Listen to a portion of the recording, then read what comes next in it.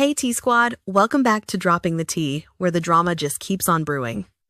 I hope you're comfy because today's tea is piping hot, and as always, everything discussed here is alleged and based on claims made by those involved. Buckle up. So, let's jump right into this Ralph versus Freeman drama because honestly, it's a wild ride. Recently, Ralph spilled the tea, claiming Freeman is furious because Shar shared a video on her Facebook page showing Freeman strolling around with, you guessed it, his backside half hanging out.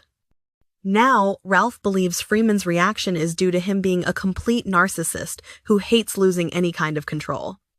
According to Ralph, Freeman even went down into the basement where Ralph and Shar were staying, trying to intimidate them into leaving immediately.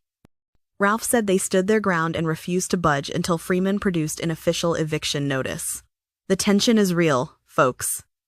Freeman, meanwhile, insists he's just after the money he's owed, but Ralph isn't backing down.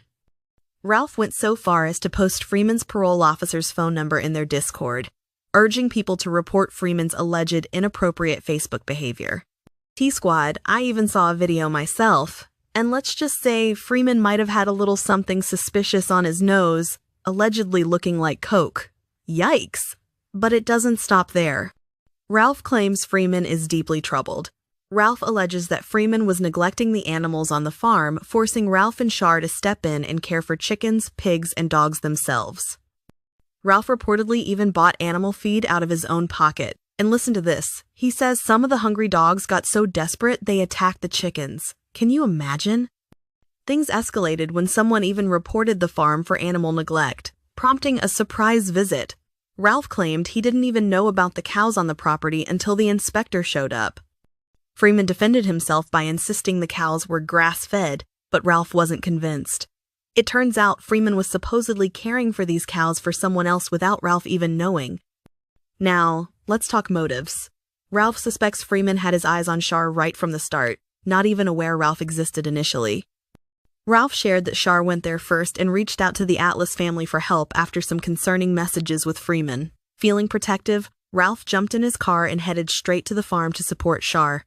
Ralph insists he has receipts, video evidence showing how much effort he put into fixing up the greenhouse and tidying up the property. But despite his hard work, Ralph wanted to leave as things got increasingly weird. Yet Shar convinced him to stay because Freeman was scheduled for surgery and would need extra help.